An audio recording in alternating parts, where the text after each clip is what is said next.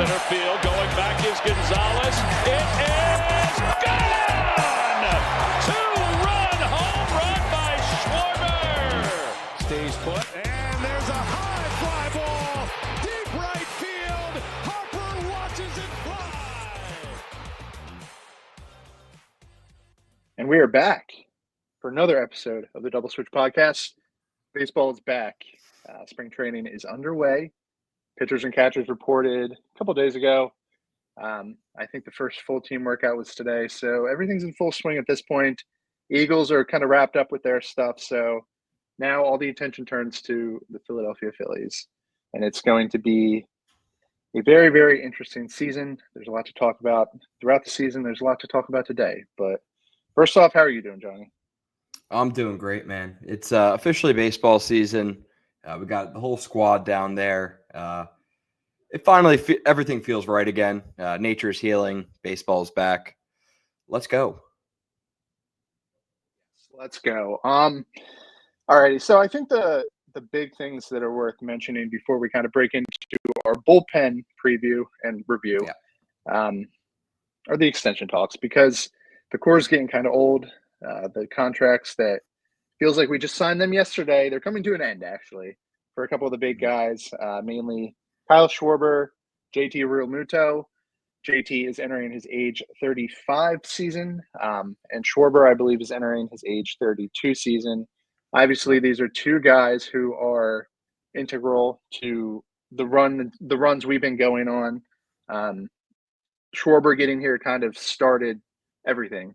He can kind of be the starting point to the success that we found here. And obviously JT has been leading the pitching staff. He's been one of the best catchers in baseball it's been a while. You know, he's been doing it for a while, and he's very well respected throughout the game. Where are you at on extending these guys? How do you think the approach should be? And how do you think we should kind of treat these situations? Because it's always weird.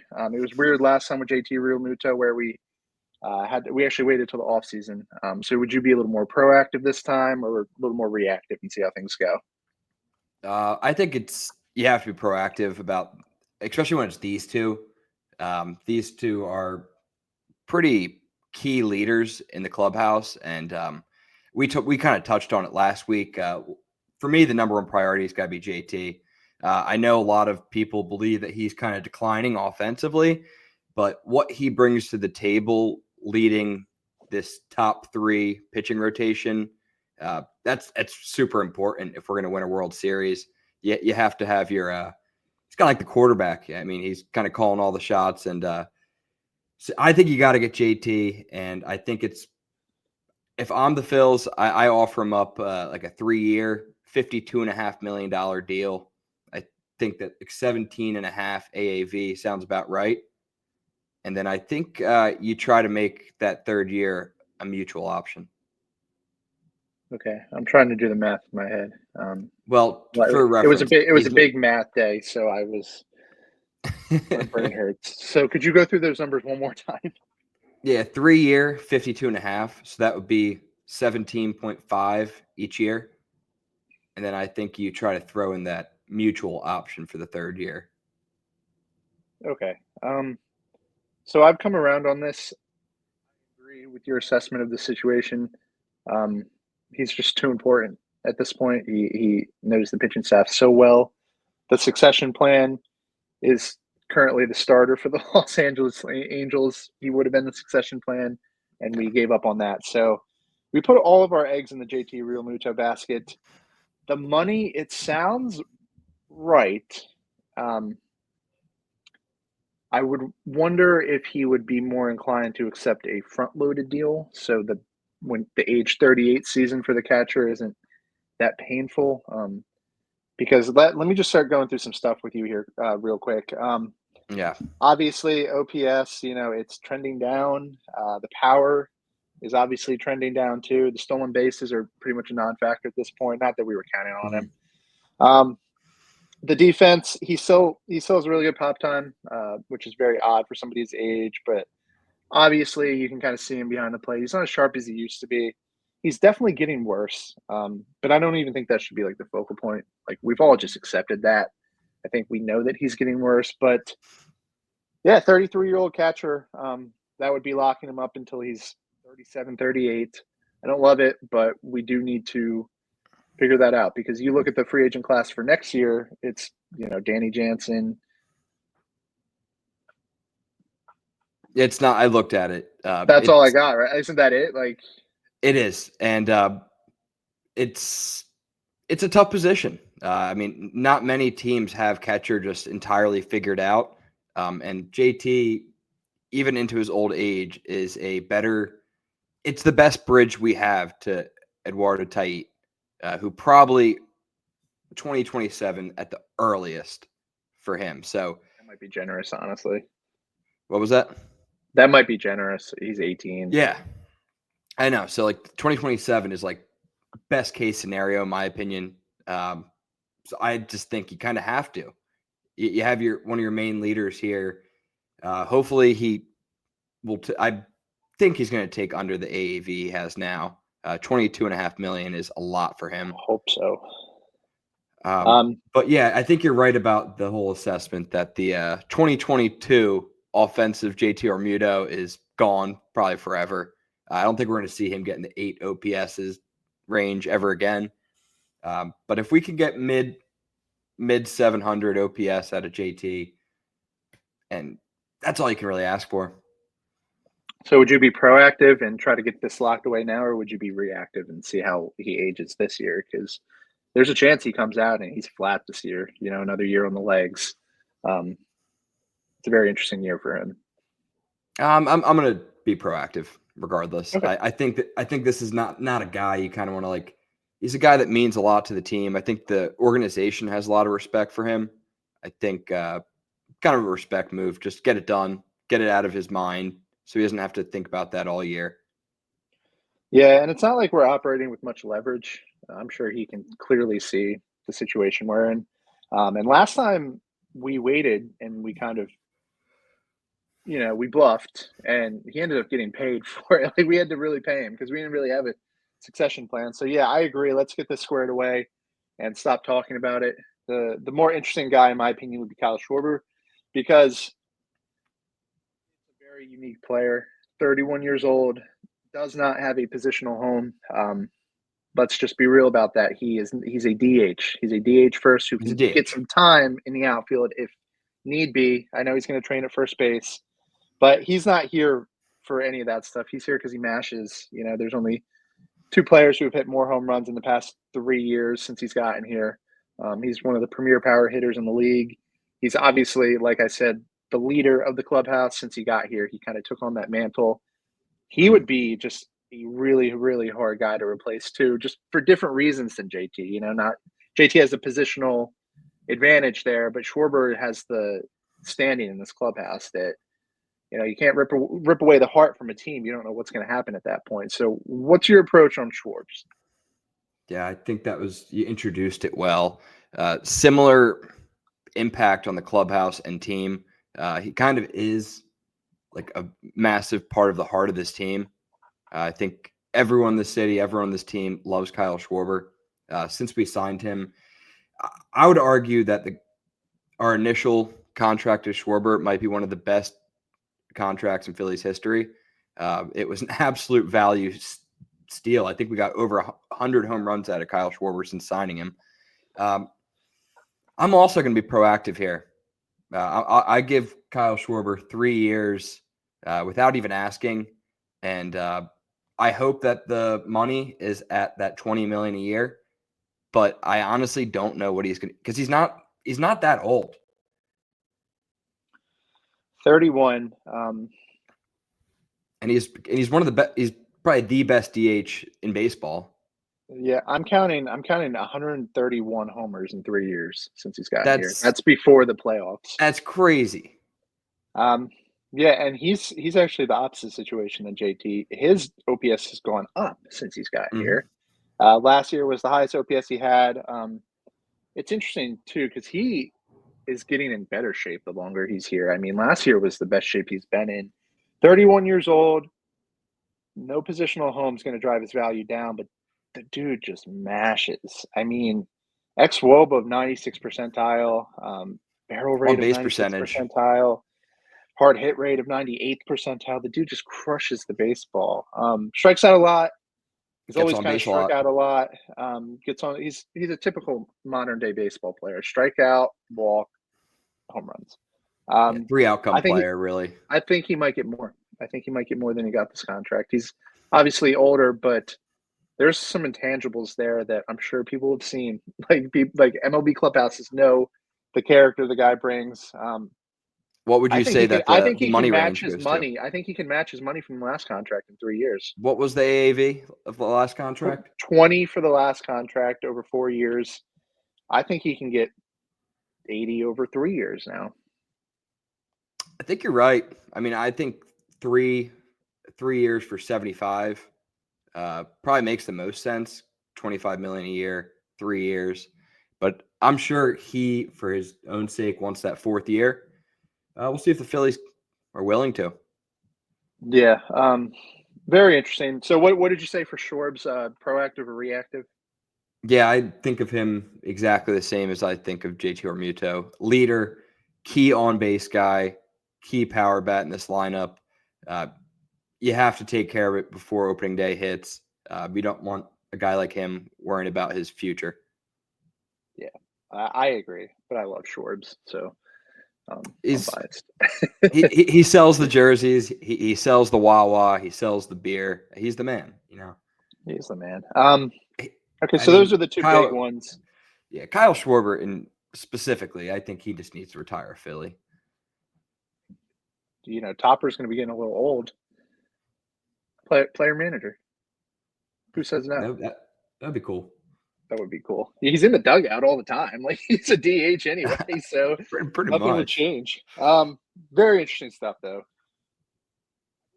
Ranger's also worth talking about. I'm not quite sure what to say about Ranger at this point, and his camp hasn't really expressed an interest like the other two yet. So I say we keep that for a later point in the season. I don't anticipate much going with that. I think we could kind of touch on the fact that he switched to Scott Boras. I think that's kind Oh, of. did he? I didn't even know that. I heard someone had mentioned that to me. Not 100% sure that's factual, but if that is facts, then that means that Ranger will not be signing an extension. See you, Ranger. See you, Ranger. Yeah, and it does just to briefly hit on it. It feels like Luzardo was always the insurance plan for Ranger. Yeah, going into next season, you have 5 starters.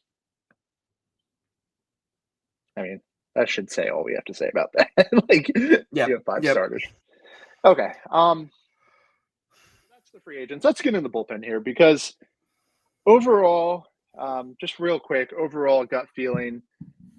What's your temperature on the bullpen going into 2025? I think I'm a lot higher on our bullpen than the average fan right now. I think a lot of people are really, really beat up about Jeff Hoffman leaving. It seems like not as many people were upset about Estevez leaving. I don't think anyone really got an emotional attachment to him. But I feel good about the Jordan Romano signing. I think that's a piece that just screams Phillies reclamation project. I think the Phillies are going to get the best out of him, and I think he's going to be our closer. And then I just kind of think it's the rest of the guys, they slide down and then they step up. And I feel very confident. I don't see there being a major drop off from last season. Okay. Yeah. So it's a little bit different of a kind of unit here. It's, there's a little more unknowns in my opinion. I think last year it was a little safer. We kind of knew what we were getting with a lot of guys.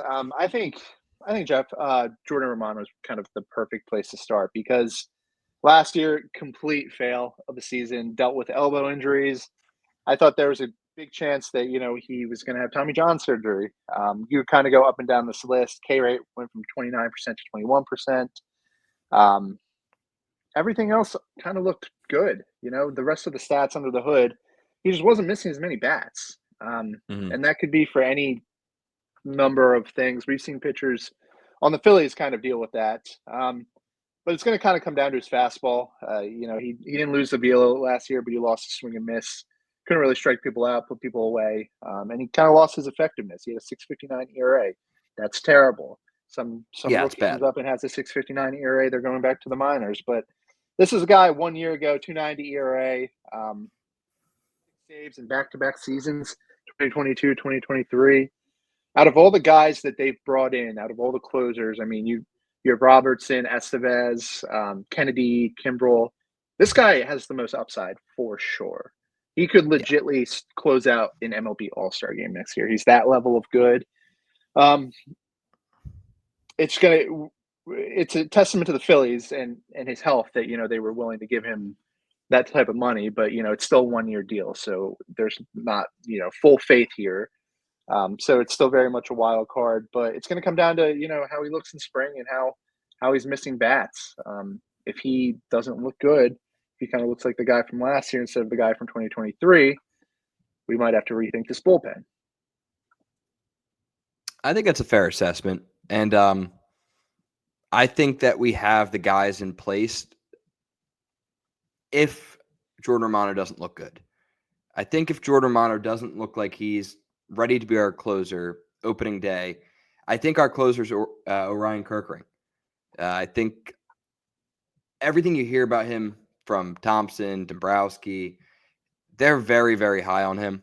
And they think that he has that makeup, that screw you personality that kind of fits the closer's role really well. I mean, I personally have seen Romano come out with the Blue Jays, kind of also a very electric guy. I think it's those two guys that I'm looking at as like the new high leverage, the new right-handed high leverage, to be specific. Stat of the day, and Dave, if you're listening, I'm a wizard on this Baseball Savant page. Whiff rate on the four-seamer in 2024 was 6.5%, and in 2023, who is this? This is Romano. In 2023, it was 32.3%. So he went from 32% whiff rate on the fastball to 6. Like that's eye-opening. It makes me think it's kind of mechanical because didn't lose any velo. Yeah. That's I don't even know. That's very interesting. You don't see that very often. No, and wow, yeah, that is that's not even close, like remotely close. Yeah, very, very, very interesting pitcher. But ultimately, he's 31. I feel pretty good going into this season with Romano, and I'm expecting, overall a good season. I think he's going to make a lot more money next offseason. Yeah, you're probably right about that one. Then, who are you seeing as like the guys underneath of him? I think that's a perfect transition to the best pitcher in this bullpen, who is Orion Kerkering. And I think at this point, they brought in Romano because Kerkering's not quite there yet. I mean, we're still talking about a kid my page crashed. He's only 23 years old, so maybe they're not ready to throw him into, playoff closing role. But he's the best pitcher in this bullpen. 64 games last year, 2.29 ERA. Stuff looked great. He mixed it up much better. 2026, I think he's our closer. Yeah, no, I think that seems like the plan that they're building here. And it helps that he also is the youngest reliever in the bullpen. Yeah, I mean, you look up and down this Baseball Smart profile. Swing and miss is good. Control is awesome. Just keep getting the experience and stay healthy is the key to him. But I see him as the new Jeff Hoffman. Ultimately, I think he's going to take that role.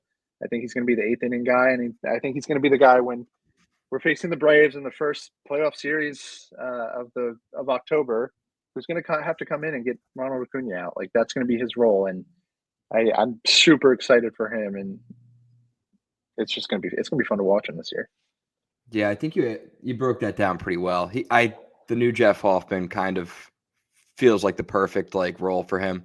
Kind of like just Thompson always has that guy that he likes in like his righty situations. And because we all know the NL East has plenty of those guys, the Pete Alonsos, the Ronald Acuñas, the Austin Rileys. He is that guy, I think now. I agree with that. Yeah, so let's move on to number 3. And this is the guy who's going to have to come in to get Matt Olson out. And Juan Soto now, unfortunately. Matt Strom, he's actually a free agent after this year too, I believe. We probably could have touched on him. Yep. Yeah, 33 years old, coming off his best season of his career, 187 ERA. If he didn't get Cy Young votes last year, he probably should have because he was incredible. xERA 99th percentile. I don't know what changed. I probably could have done some digging to kind of figure out what tweak he made, but he doesn't throw the hardest. He just goes out there and he just gets people out. It's such a weird pitcher, he's a lefty and they're always kind of funky, but the guy just has guts out there and he just finds ways to get it done. The situations Topper was willing to put him in, especially in the playoffs, kind of goes to show you like where they think he's going to fit into this bullpen. Eighth inning, a lot of the time for him as well. He's going to be the left-handed Jeff Hoffman, and he's going to kind of build upon what he did last year. I mean, he didn't really let up for any of the season. He was pretty consistent throughout, and 33 years old, getting a little older, but doesn't rely on velocity. I'm thinking it's going to be another big year out of Matt Strom. I think he might get paid this offseason too. Yeah, I think he's definitely looking forward to a contract year. Fearless is the word I use for Matt Strom. That guy, he's not the biggest, not the strongest, but holy crap, is he one of the best competitors I've seen out there. You see him yelling at himself after every single pitch. Topper loves him. The team loves him. I hope he can replicate what he did last year. It's going to be hard. I mean, I think we have to realize that. For him to put up that same sort of productivity as he did in 2024 would be absolutely crazy. So I'm kind of expecting like a small regression, but still effective nonetheless. Yeah. His development is pretty critical because I think somebody else's decline has become kind of a theme. And I know you probably know where we're going with this. Jose Alvarado saved us many, many postseasons and many games because way back when we did not have the bullpen we do now, and he used to be the guy, but there's some signs here that it's going in the wrong direction. He's only 29 years old, but obviously when you throw that hard, it's the typical reliever story where, there's a couple good years there where it really works, and then suddenly it doesn't work. Fastball velocity is still pretty elite, but he didn't really see the results last year. He was right around a strikeout per inning, which is weird. He should be striking out way more people than that. 4.09 ERA, and you kind of saw him shift down. He was not the guy anymore. We saw other guys step up. I mean, Jeff Hoffman obviously was number one. Strom, and then he was down there with kind of like Ryan Kirkland. I mean, Estevez had more leverage than him. So you're talking about a guy who's like a middle inning type reliever, and that's great. I would have liked him to kind of stay the course, but obviously we have guys now, so it's not a huge deal. But Jose Alvarado, he's going to be an interesting one to watch in spring because, I mean, if he looks really good like he did back in 2023, deep bullpen at that point. Yeah. Alvarado is, I was thinking about this one today. He's a head scratcher because you're right. 29 years old, not an old guy by any means, but I mean, he doesn't seem like he's 29. He's a big dude, been throwing the ball hard, thrown a lot of innings in his career. And I mean, kind of what, just like from the eye test, what you see last year is he just kind of got into a lot of those outings he got into. He just couldn't find the zone.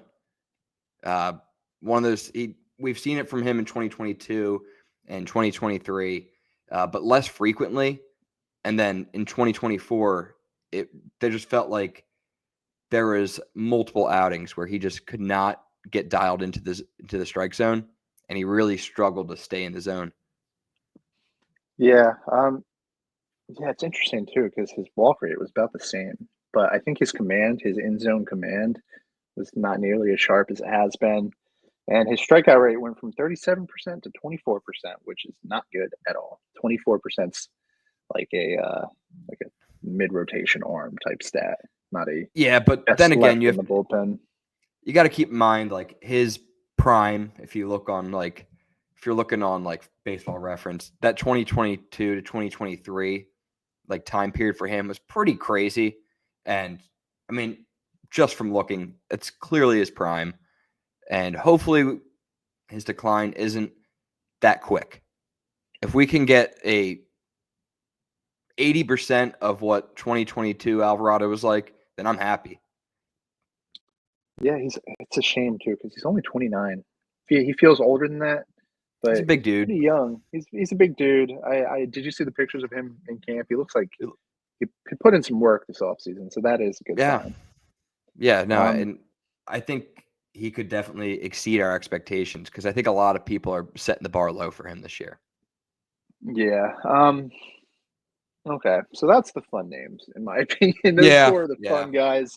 Let's kind of round out. So there's three more names that we kind of expect to be in this bullpen. Joe Ross at this point, that feels like, just a formality, kind of not clumping him in with the other guys. He's going to be in the bullpen for sure. And he's probably going to be a swingman. I think he's going to get lower leverage middle of the games. If, a starter gets third inning, we're going to see Joe Ross come in and give us 3 innings. I'd like to get up here and say that there's some secret sauce in here that the Phillies know, but unfortunately that's not always the case. And I think he's just here to be a average pitcher for hopefully some bulk innings. He was a starter at the earlier point in his career. He's not a starter now, obviously. He transitioned to a bullpen role. And just for some reference, last season, 3.77 ERA, a little under strikeout per 9, and a whip of 1.36, which that you can't have a high leverage role in a whip like that. If you're trying to figure out how bullpens work, whip's probably one of the best stats to actually look at to determine whether you can trust somebody. And that's just obviously way too high. I mean, his 7-season career, he has a 1.34 whip. So he's either walking too many people or letting too many people on base, but low leverage for sure. Yep. You're not going to get a crazy opinion out of me here. Joe Ross is that guy that's going to eat innings if we're up by a lot, if we're down by a lot. If a starter gets scratched and we need an opener, Joe Ross will probably be that guy. I wouldn't look any further into it if I was you guys. Well said. Moving right along, let's go to. All right, so we're gonna have a lengthy conversation on him. So let's do this guy first. Jose Ruiz. For some reason, I can't remember him ever pitching last year, but he got 51 innings. Perhaps I just blocked out like when he was pitching because it was just either uninteresting parts in the game or something. Because I don't remember him pitching a lot, but he was actually pretty good last year. 5-1 with a 3.7 ERA. Another guy who I don't know if I would put in high leverage. If we're talking about whip, he has a 1.33. So he's not going to come in and lock guys down. I think there might be, a little bit of room for improvement for him because, he has some good velocity and, he was dependable. So I think that's a good foundation. But ultimately, you have to round out your guys with cheap guys who can provide adequate innings. And I think that's kind of what Joe Ross and Jose Ruiz are going to do. Yeah. I think the only difference in the two is, Jose Ruiz, I think you're going to see him often when we have a lead. I think if we have a starter that goes 4 or 5, I think he's your 5th or 6th inning guy. But yeah, I don't expect to see him in 7th, 8th, 9th, really. It's not really who he is. Yeah. Just, he's a guy. He's probably gonna come into some games where it's a complete blowout and he's gonna save us some innings, and you need those guys. You need those guys to step up. But let's round out this bullpen with the guy who is perhaps most divisive on this podcast, who's perhaps most divisive amongst the Phillies front office, and that's Tanner Banks, who came over last season from the White Sox. He doesn't throw very hard. What he was known for before he got here was just locking down left-handed hitters. Kind of almost like a lefty specialist. Last year he let lefties into a 205 average with a 609 OPS. That is, think Christian Pache type levels of hitting. So he was pretty much neutralizing lefties. I don't have the splits on when he came over to Philly, but apparently he wasn't as good at that when he came over. which is weird. He's the same guy, so there obviously that guy should be in there somewhere. But perhaps the White Sox kind of had some feel for that the Phillies don't yet have. Obviously, he's going to work with Halo Coffin to try to get that form back. And if he does get it back, you have three lefties in this bullpen who you can count on to mix and match with, depending on what kind of lefties are coming up. He could be a dependable guy, but obviously righties last year. 882 OPS. Actually, that was 2023. But yeah, righties obviously have a much better look at him. So you kind of got to pick and choose where you use him. But if he can get back to that 2023 form with the lefty neutralizing lefties like that, I think he could be very useful. Yeah. No, we touched on this one a little bit last week, but this is one where I don't think Tanner Banks should have a spot locked in. I just don't think that makes sense. I would really hate for the Phillies to do one of their I have a vision type things like they did with Dylan Covey, where they're like, oh, this guy, he has it. Like you haven't seen it yet, but he has it. That's what happened last year. He came in and we couldn't nail down the exact splits, but they weren't good splits against lefties, and makes you think, what the heck is this guy useful for? Nothing. So I'm expecting him to get beat out by one of the numerous lefties we brought in on minor league contracts. I think that spot's fair game, and I think he's going to lose it. Yeah, so these are pretty ugly against righties now that I'm looking at it. Really bad. Pretty ugly. Not a very good pitcher. 5.06 ERA in September. Wow, that must have been really frustrating. I don't remember that, but yeah, I don't know. I mean, I wouldn't be surprised. Who was the one guy who we dropped for Dylan Covey that one year? Who was like completely random, but he was doing really good. Nick Nelson? No, that's a good name though. I wouldn't be surprised if he puts together a run of usefulness, kind of like a Nick Nelson did, or like Connor Brogdon. But I also see him going the completely opposite way and being like Neftali Feliz a couple years ago. Wow, that was a deep cut. Yeah, there's the full spectrum of outcomes here for Tanner Banks, and there's going to be a lot of overturn with this bullpen. And you're right in saying that he might be the guy who's most likely out of this group to not be on the team June 1st. Yeah, that's going to be one of the more interesting pitchers to watch. But that is the guys we think are going to be on the bullpen. Could you do me a favor and cue some music? I caught you off guard. Oh my God. Okay, well, good enough. Trivia time. That was music. You are 0-2, and you have gotten off to a terrible start this year. But I think this not is very going good to be. At this. This is going to be kind of like a get you back on track type question. I wish, man. I don't know. I'm struggling.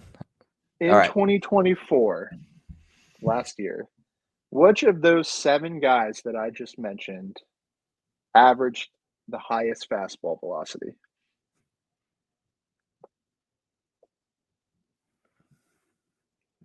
Just double check here. Make sure I don't double check in my brain. I feel like my gut feels wrong, but that's promising. That's promising. Kirkering. No, it's not. Alvarado. Yes. Yeah. Kirkering fastball velo 97.2, and Alvarado was 97.8. Dang. I knew they were close. All right, 0-3. All right, 0-3. Atrocious start. Let's round this out. Let's go. Let's hit some of the other names that you're interested in. It can be no interest whatsoever. Also, in discussing those guys, you can dive into some specific guy as much as you want. What about the rest?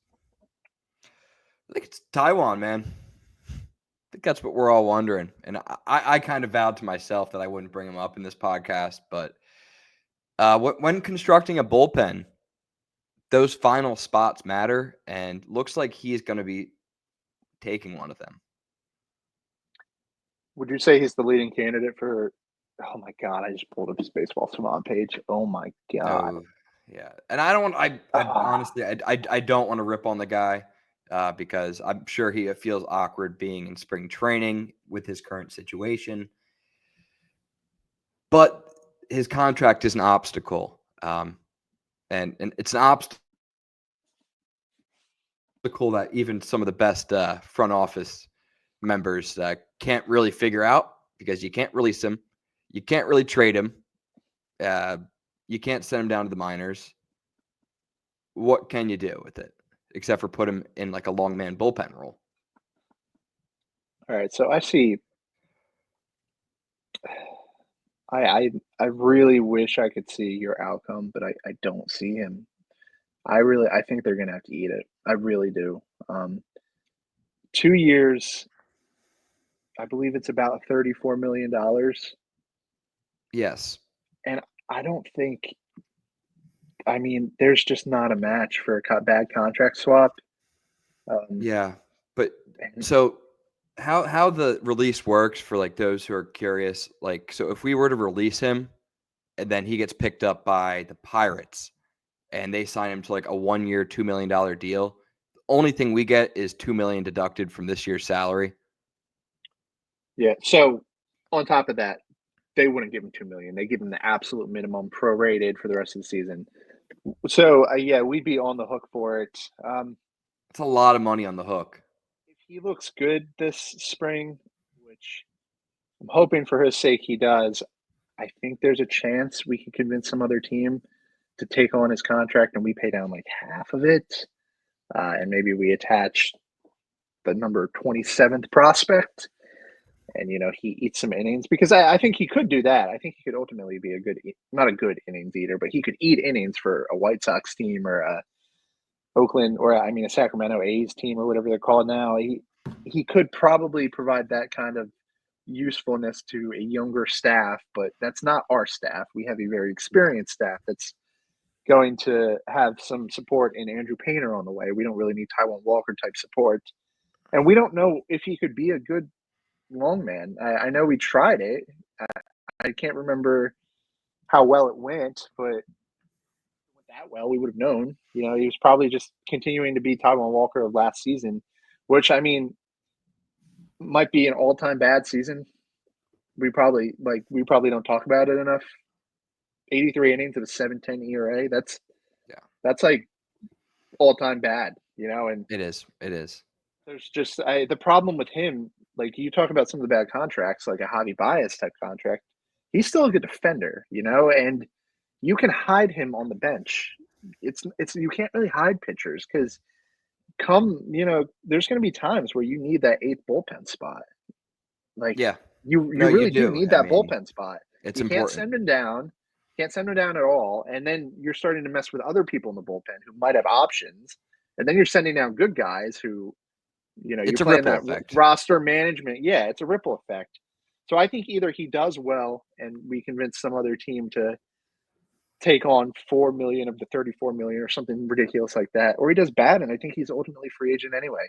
It's going to be very weird and it's going to really stink having to pay him to pitch for another team. It's really going to stink if he figures it out again, but that's just Yeah. the way it goes. Sometimes you have to So accept your losses. I kind of have like, I think the desired outcome for the Phillies. I think I know what it is. It feels very Philly planish. It feels like ownership, management, coaches, they're hoping and praying that Taiwan has a really, really good spring. They are probably going to attach him to a guy like Luzardo, who they're going to kind of baby the first couple months when it comes to innings.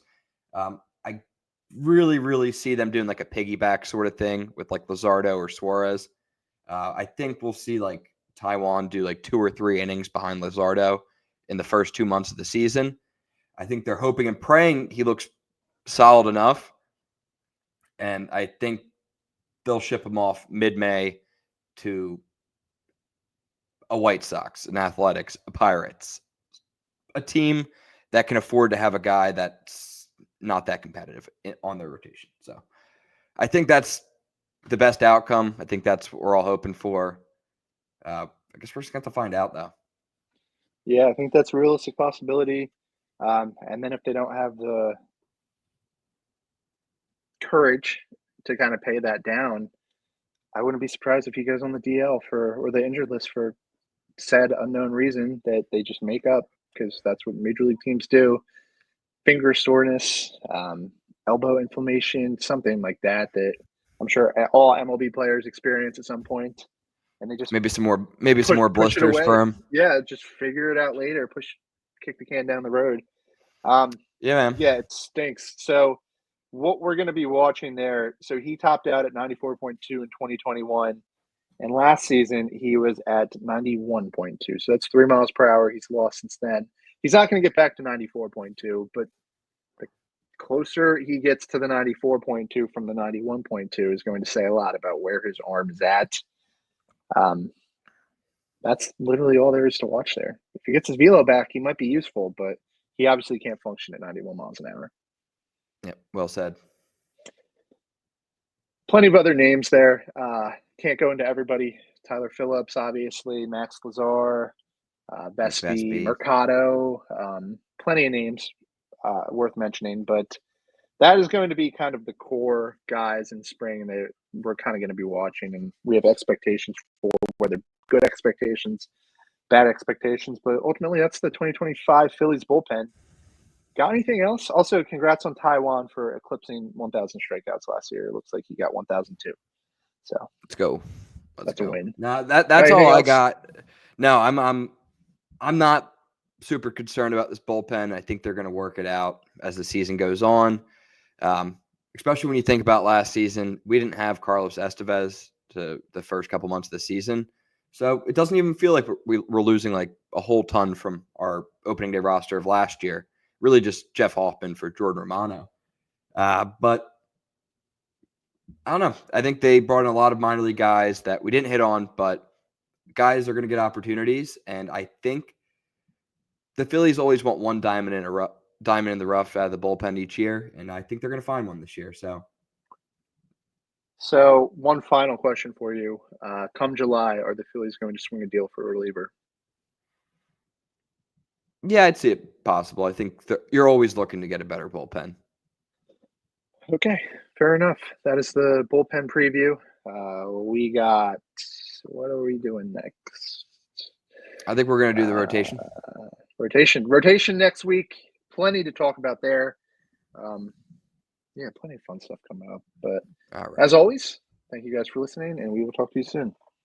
Go Phils.